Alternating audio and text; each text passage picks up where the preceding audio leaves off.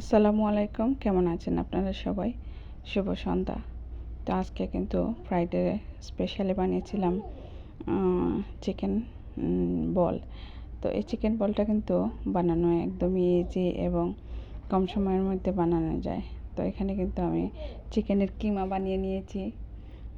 চিকেনের কিমার সাথে এখন আমি মশলা অ্যাড করছি। মশলার জন্য এখানে দিয়েছি আমি আদা বাটা, রসুন বাটা, তারপরে দিয়েছি পেঁয়াজ, তারপরে একটা কাঁচামরিচ দিয়ে দিয়েছি, আর দিয়েছি আমি ধনিয়া পাতা।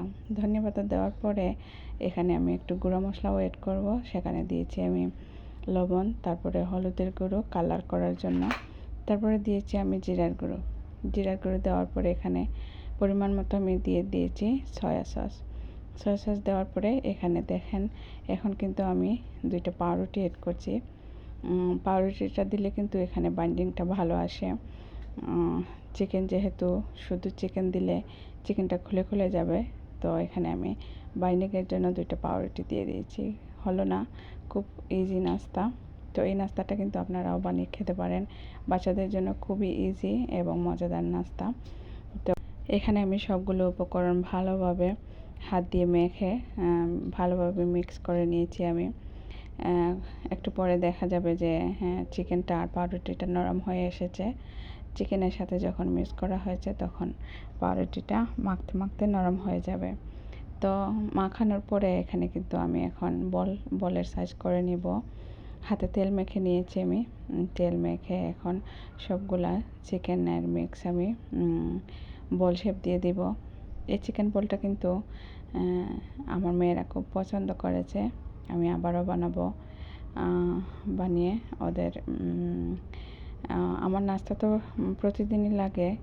তো প্রতিদিন কী বানাই এই চিন্তাই কিন্তু আমার সবসময় থাকে। তো এখানে দেখেন আমার কিন্তু চিকেন বলগুলো সবগুলো আমি শেপ করে নিয়েছি।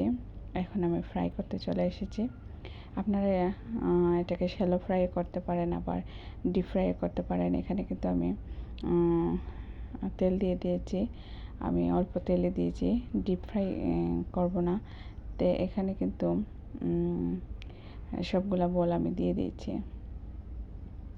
দিয়ে অল্প আছে কিন্তু এটা ফ্রাই করতে হবে, কারণ পাউরুটি দেওয়া আছে যেহেতু তাড়াতাড়ি পুড়ে যেতে পারে বেশি গরম তেলে দিলে, আর আগুনটা বাড়িয়ে দিলে। তো অল্প আছে, একটু সময় নিয়ে চিকেন বলটা আমি ফ্রাই করে নিব।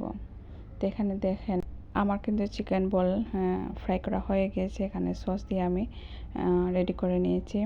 তো কেমন হয়েছে অবশ্যই জানাবেন। দেখেন কত ইয়ামি লাগছে, আমার বাচ্চারাও পছন্দ করেছে।